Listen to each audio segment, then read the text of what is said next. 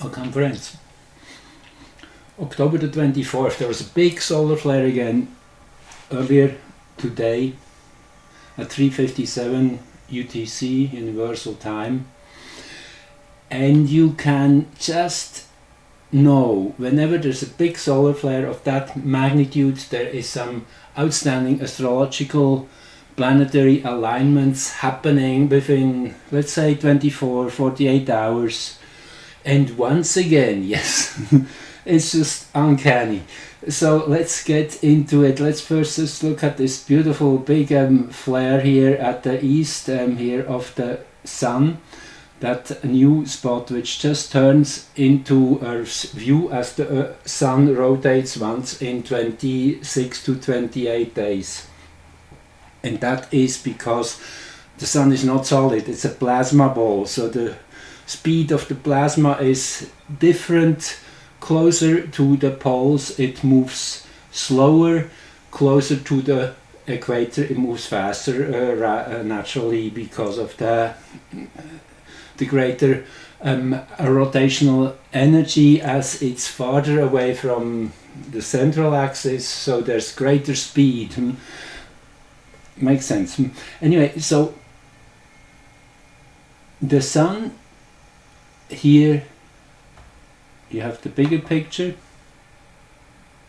3869, just moves into Earth's view over the next 5-6 days, this big new spot, so we can expect more flares. And here you see it, we have quite an empty 4 days kind of to cool down, to within ourselves get more settled and centered. Before, you see October 18-19, yes, we also had a few big flares, and we could go back there and see what happened around that time. That was anyway, we don't go there, let's just see what's happening now. Anyway, so here you have the chart of the flare. The moon was in the last degree of Cancer here in a conjunction with Mars and making a pretty exact opposition to Pluto. Within half a degree, another hour or so, then it would be exact, That's about the time when the Earth was really then fried with all that extra energy, all the upper layers of the atmosphere kind of turned into plasma. That's how you can imagine it happening, which plasma is always when there's a unified field, when every atom, every electron is involved in that same bubble, experiencing oneness in a way. So that is one of the special things. There's always what they call a radio blackout, which is then the effect of that plasma, because the plasma is no more really acting the way usually gases do, as they reflect radio waves. So they are just it's a different dimension altogether we are entering when that is happening. With that powerful opposition to Pluto, square aspect to the Sun, who just moved into Scorpio yesterday. Actually, we get to that is part of the game here. That is part of the reason we had a big flare, because this is a huge change of frequency of energy, Mars in Scorpio. So I shouldn't forget mentioning also naturally the Earth here, always opposite the Sun. As we look from here, naturally then if you look from the Sun, we will be at the opposite end, obviously.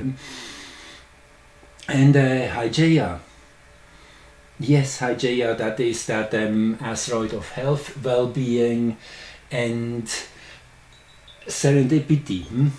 My personal experience, whenever Hygeia is strongly resonating with your personal chart, then there is something beautiful happening, something which will enhance your frequency, your experience of life, whatever it is.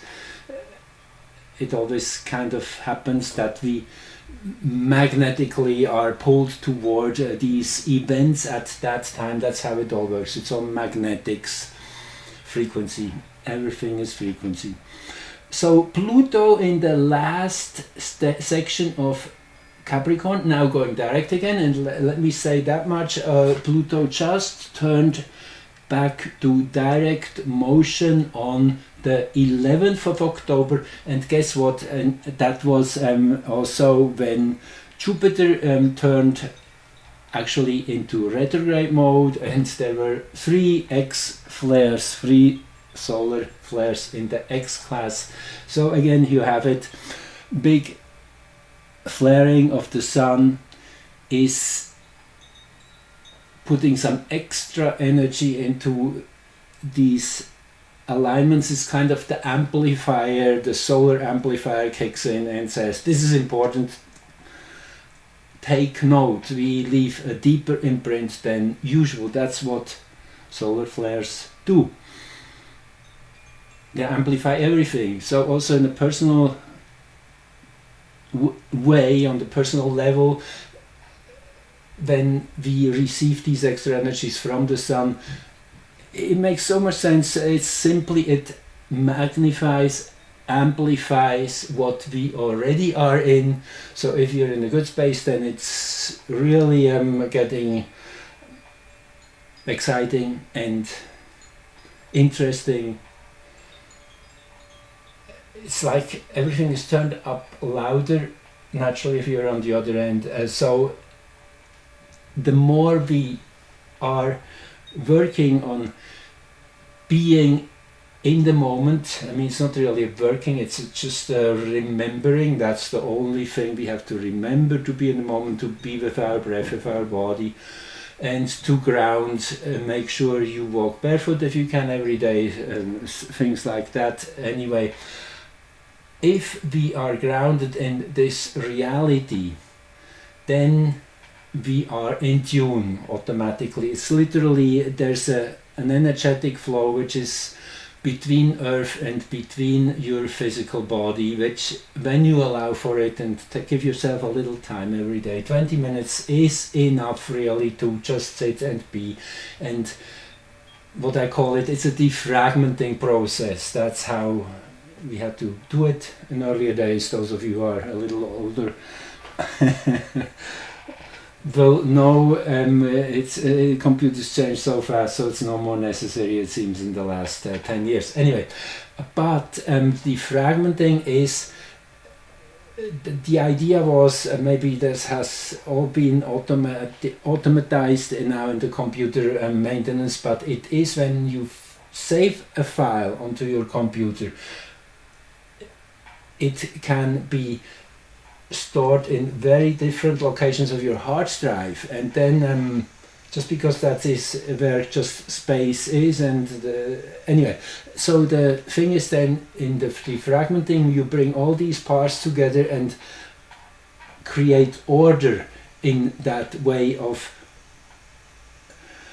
how we have stored, how we are remembering, and what has been, and then kind of, yes, just create order. That is what helps to be then in tune. Very simple. 20 minutes. I strongly recommend you doing that. It will be nourishment from the universe. That's how you have to see it as well.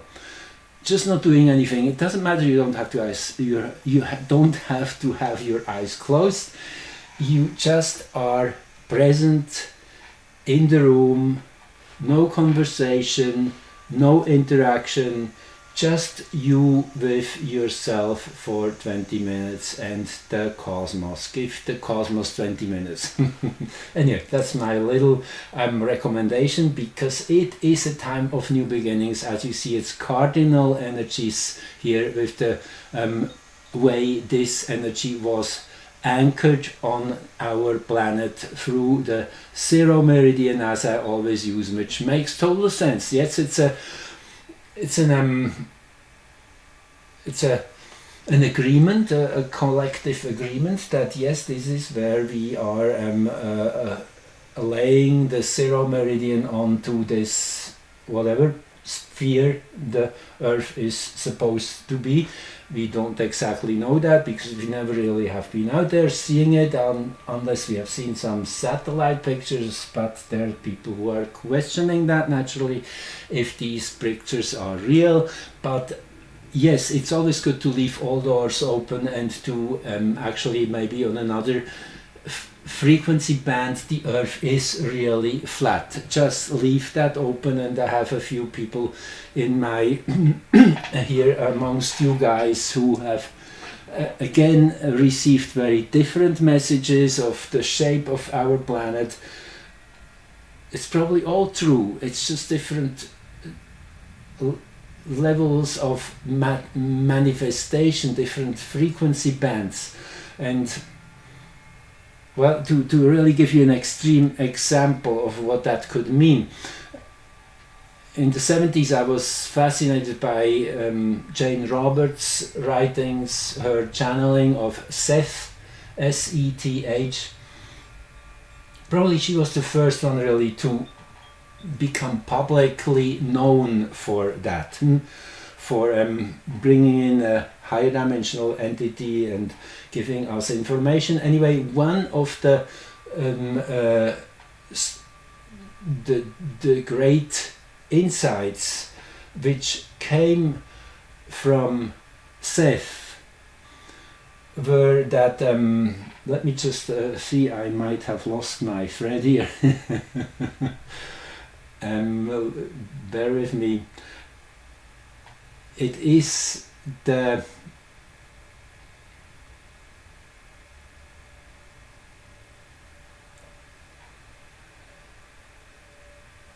okay, now I totally lost it.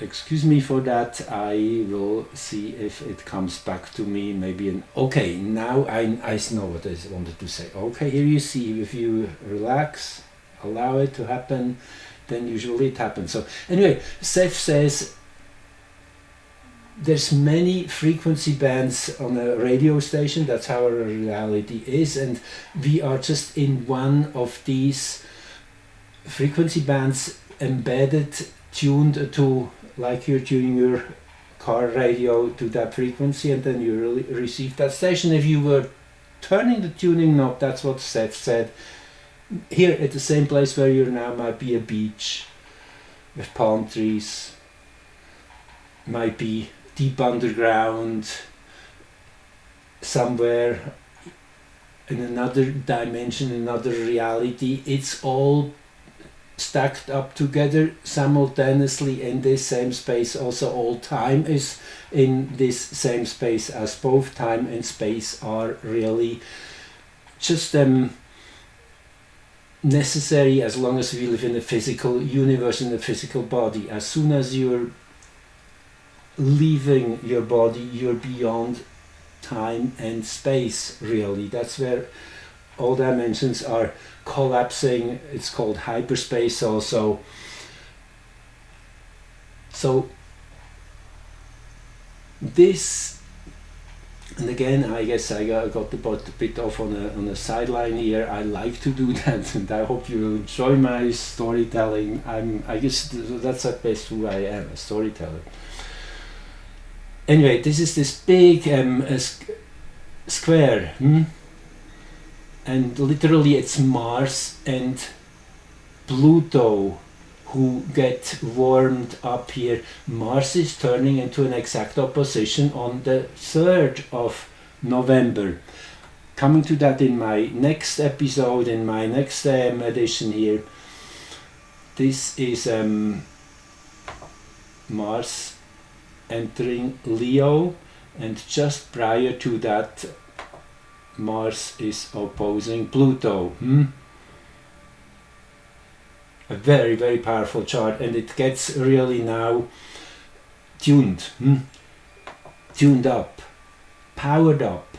That's what this solar flare was. And what is a 3.3? It's about balancing the power, which is a beautiful thing about oppositions. if you have 3 on both ends of the scale, then you have a perfect balance. So there is, let me jump ahead because I really cannot, I will speak about this chart once more in my next broadcast, but it is super powerful just for the simple reason that here at the 10th house cusp we have the degree 947 Scorpio. That is when Mars and Pluto are exactly to the second, according to our calculations. Swiss Ephemeris is the best source in my opinion, which gives you the latest updates of the, also integrates the latest updates of the observations of where planets are, because they move always a little bit more chaotically than we can really calculate. I guess that's a way to say it. There is some freedom there, so that's why over long times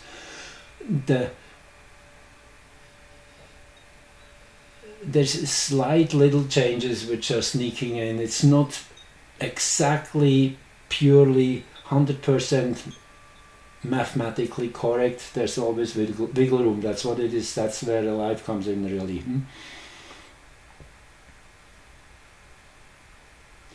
So what I said, 947, watch that.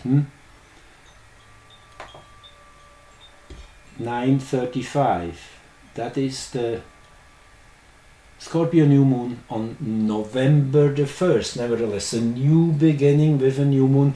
This in itself says that November will be a very, very important and very new month. That is the new moon on the 1st, and then a couple days later you have Mars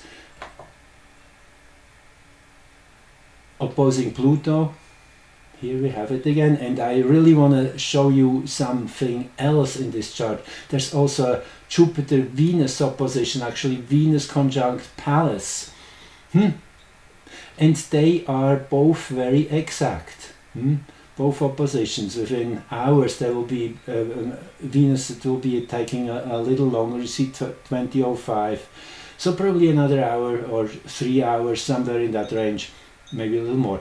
But what I say is there is a big configuration, 150 degrees, 30 degrees, 150 degrees and 30 degrees. Now I'm not aware what this is geometric shape really is called in astrology. Maybe it has a name, and if anybody of you knows, please share it in the comments. Comments always are very welcome. I read them and I do respond when there's a question. Also, whatever else you do to show me that you appreciate my work is welcome. You will find links underneath for that as well. So yes, this configuration. 30-degree angles, this is siblings. That's the energy of siblings. They're helping each other, they're supporting each other, but they're also challenging each other, as it should be. Venus and Pluto, that is the beautiful energy of desire, of great enhanced emotions. But there is Pallas too, and Pallas is about more a cerebral experience of all that, understanding the beauty and the power of beauty, and also then that whole with the Jupiter opposition. I mean, this is exuberant. This is the highest quality of fabric you can imagine. That's kind of that energy. Everything is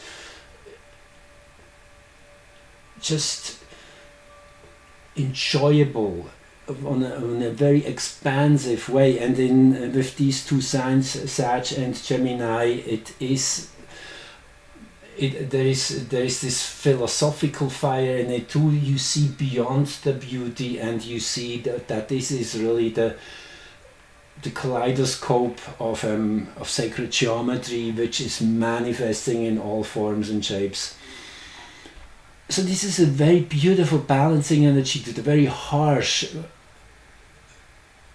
Mars-Pluto.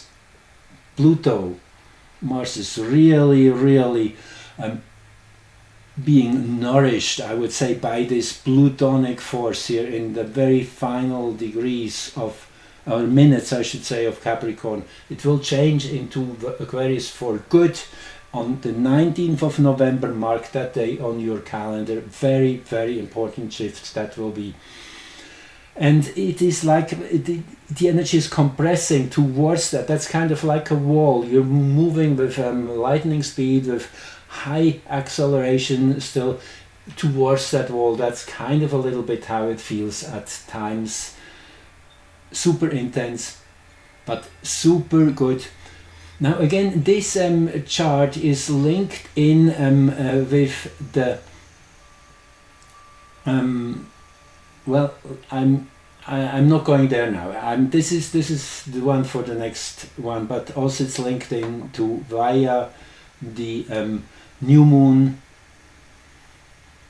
with 22 degrees Capricorn rising. It's linked very strongly into the annular eclipse chart of October the 2nd with exactly that degree on the midheaven. That means what has been set up in energy here is now brought to the table. That is when the midheaven is brought to be the ascendant. Then we bring the power from the vertical to the horizontal in a way. We bring it from our silent column of collection, which the center axis is, to the periphery where we act on it. And that's what this chart means. Which one is it again? Okay, the new moon chart, right?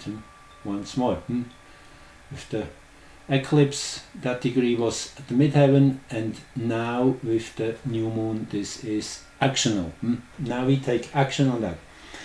And well, there's much more on that. The Mars-Pluto opposition is really the one which lights the fuse in a way. And you see from the dates, I mean, we are in this super critical first days of November, which peak on the 5th of November, as we all know. Just go to the new United States and you know what I mean. Everybody probably knows that. Just I shouldn't even have mentioned that, but you know, this is where we're going to. So there's this Mars-Pluto, Venus, Jupiter opposition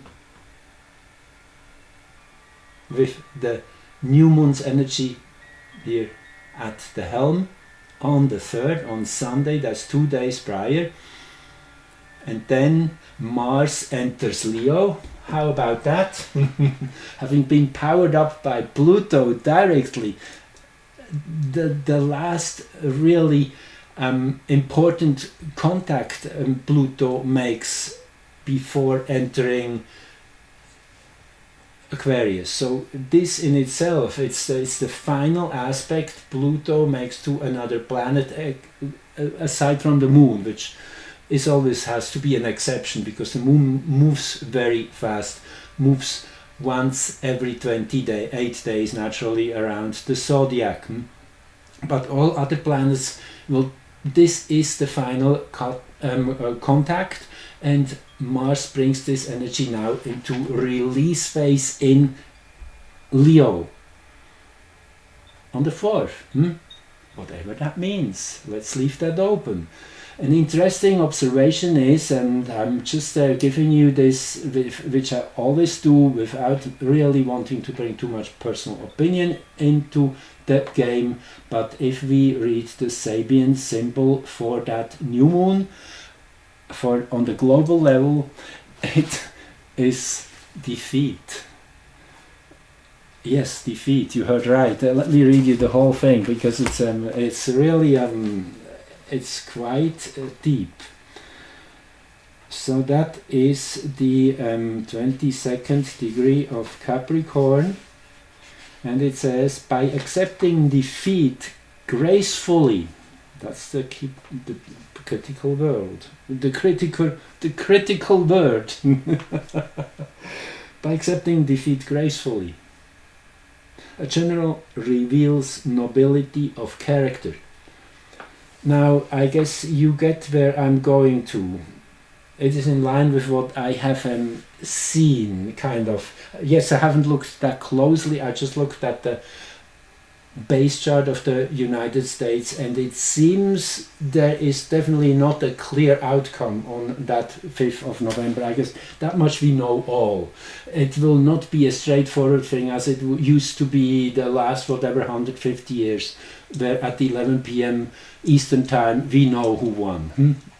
But this is really the setup, it's a build-up, and the conclusion starts becoming clear when Mars goes into retrograde, which will be on December the 6th. So just that's my prediction. There will be a chaotic energy. Everybody will claim to be in their win, and yeah, I mean, it's obviously it's not hard to really see if you have been watching what's going on. So yes, I definitely, if you would ask me, I wish it would be a clear outcome, but obviously this is not what the universe wants to give us, because it wants to give us the power back. That's the critical point. We don't need governments, we don't need agencies, we don't need news agencies, we don't need anybody, we don't need education as Deep Purple, no, not Deep Purple, Pink Floyd. Pink Floyd it was, well, the color purple resonates with Pink Floyd too. Yeah, we need no teachers, no education. This is true. Nature gives us everything. If a child is allowed to grow up naturally in nature, observing the parents when they do their things, like learning the language, it's all natural. It's all happening in an organic resonance with what is around us. And again, that goes back to what I said about tuning in every day for 20 minutes at least with that universal current. To be in line, to be aligned, to be in a coherence field.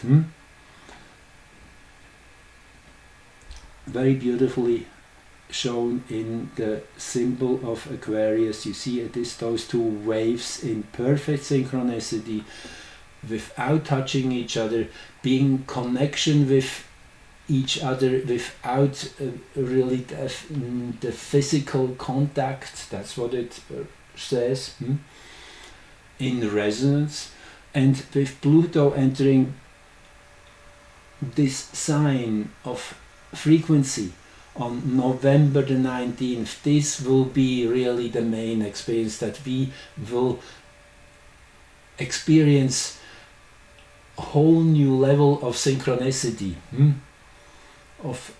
because there will be a great empowerment of that frequency band with Pluto in it, which naturally is then starting to rattle everything. But we will need that, because we will need the power of that coherence to win. As simple as that. Because yes, it will be chaotic. Mars turns retrograde on December the 6th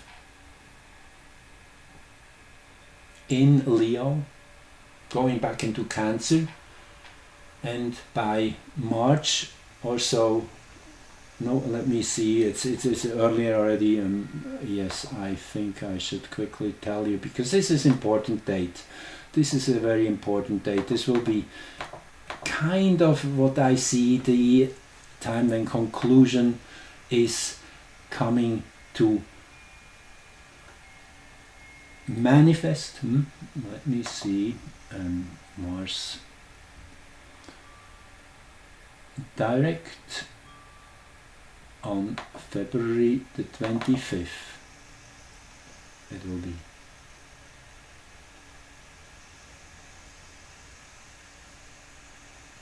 Yep, that's the day we can think of when a resolution starts coming in sight, and then again it won't be immediate. You see, that's the beautiful thing now. Mars is once more in Cancer and will enter Leo. I did just calculate that too. I thought I did. No.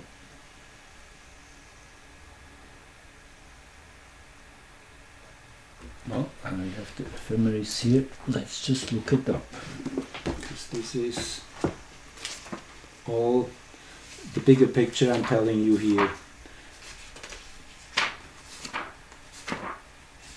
And the, well, let me keep focus here. Yeah, on April the 18th, April the 18th, and Pluto will move into Leo. So this is a really a big build-up, and it's all about us having the courage to say no. As simple as that. That is the base energy, and that energy was strongly amplified, implanted in us, brought to life with that eclipse on October the 2nd. More on that to come in my next one. I really need to go back to this eclipse. This is such a power horse, a real pushing us into the deep end of the pool. That's literally what all that is here in Libra. South Node means dealing with what has been. It's easy. And in hexagram 18, by the way, which is dealing with what has gone wrong, working on what has been spoiled, as the title is in the Chinese Book of Changes, the I Ching, which is the overlay of the 64 hexagrams. And again, if you're interested to take a bit deeper and learn what I'm talking about, the links are in the description. Moon, Sun, Black Moon, Australia, and Mercury being the final one, all within less than 2 degrees. All here jammed up at this 11th, 12th degree of Libra. Now, what makes it clear that this is a difficult phase we are going to is naturally the Black Moon. Always very simple. Using the Black Moon in astrology has been such an enormous addition in value for me personally, and I'm working with it since my 20s, really, for the last 40 years or so. But the Black Moon shows you the shadow. It shows you where to look. It shows you where the skeletons are, where we have fallen short, what is to be remedied. And it is, if we accept that invitation and go into the shadow, in the center of the shadow light is found, as it says. It's again like the yin-yang symbol, where you need the black dot within the white part. It's that's where the inspiration comes from, and it is the black dot in the white dot in the black part. It's always that if we allow to go to the extreme of darkness, we will find light. And Australia is the one asteroid excuse me,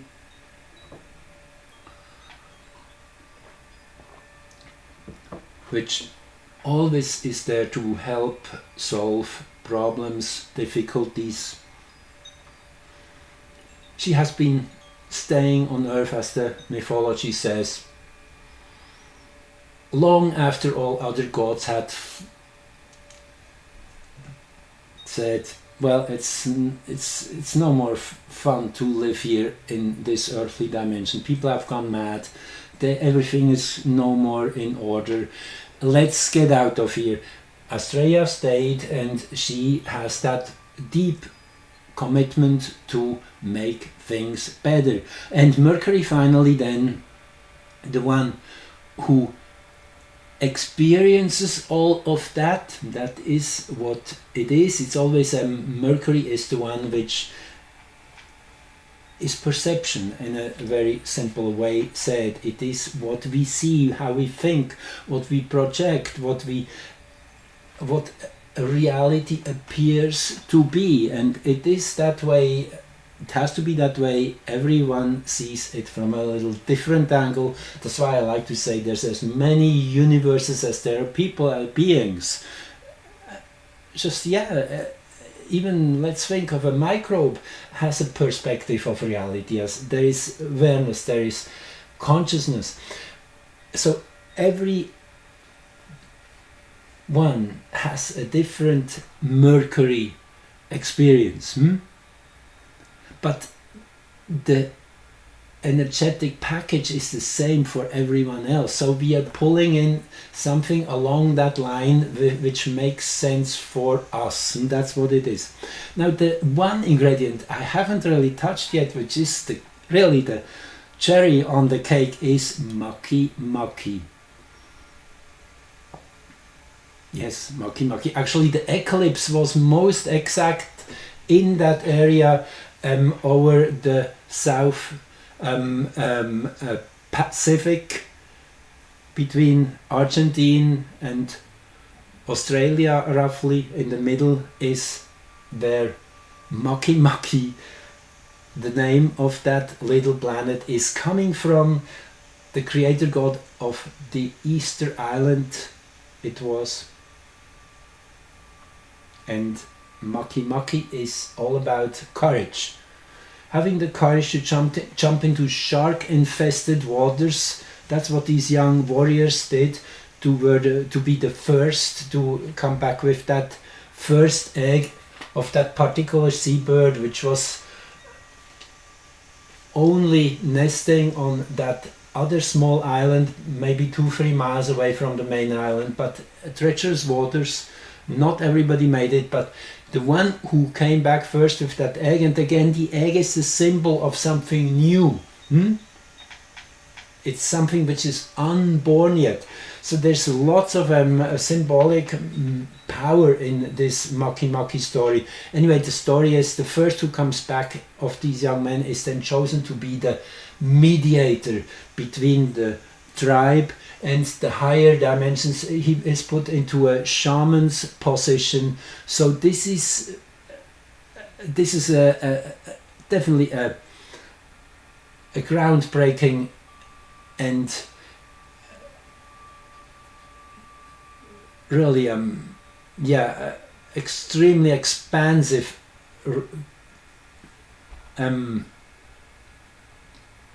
experience Makemake brings. And then it is opposed by nonetheless then Salacia, but again we go into this deeper in my next recording. Just giving you a little teaser. Salacia is enjoyment, pure enjoyment. It is the reflection of sunlight on the water. That's kind of the symbol which it comes with. It's something almost not of this world. So beautiful, so perfect. So Salacia has a lot to do with a let go, with a enjoyment of whatever is around us. Very much tantra, I get that picture too. So make courage your tantra. That's basically what it is. And these two are yes, I still have to give a little more, because it really is the story of our times. They move simultaneously, Salacia into Aries, and Makemake into Libra in 2017, of no other year, 2017 it was, and they will be in these signs for the next 30 years roughly, or even longer, and be in opposition the whole time for 35 times between 2017 and 2034 for 17 years, and next year will be the center year, which means it will be their heliocentric opposition. And guess what? I mean, yes, I keep that for later, but it's amazing. These two little planets alone tell us the whole story. This is the great awakening of us having the courage to live naturally and to take our power back. So just a few more charts here, because that's what I want to show you. Otherwise, I will have prepared this in vain. Anyway, this is the Sun Scorpio ingress 2 days ago now, with a Leo rising, Pluto at the 7th house cusp, the Sun in that exact same T-square, which then has been amplified by the solar flare just last night, as I showed you. So it's that same structure was anchored on the day the Sun moved into Scorpio. Very, very powerful chart this is, with the Sun at the exact 90-degree, really holding this world in balance. That's really a beautiful position for the Sun in particularly. And I can tell out of my own experience, because that's exactly how it is in my chart. My Sun is 90 degrees angle to ascendant and descendant exactly. So it is a centering, it being rooted in this place, having strong foundations. And we need it. The Sun is our lifeline. It is where we are nourished from, and which we are in resonance with naturally. The Moon in Cancer, yes, beautiful. 2 water signs in the scorpionic decant, actually between 10 and 20 degrees. So having lots of resonance, lots of understanding, and deep emotional resonance with the experience. The Sun is giving us. Trine between Mercury and the Moon, beautiful.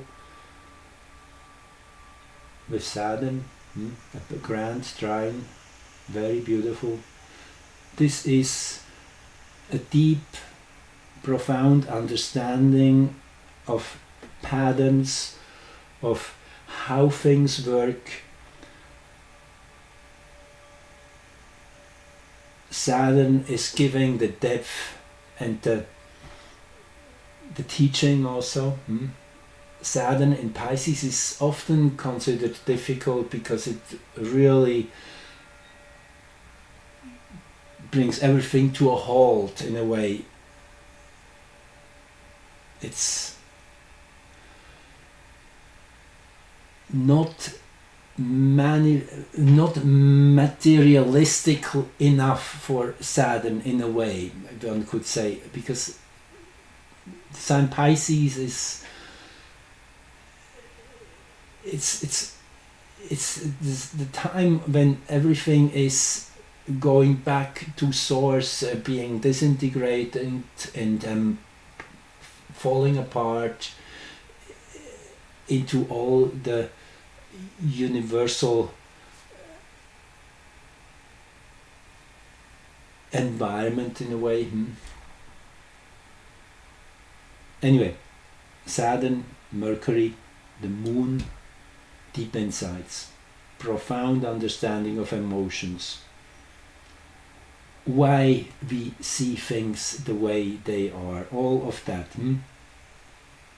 And then a few hours later, Chariklo, turned retrograde. Again, this is in the bigger picture of what I started this broadcast with, that big solar flares happen when there's big, important, well, not maybe big, but important astrological planetary alignments, and this is one we might have overlooked, but it just jumped into my eye.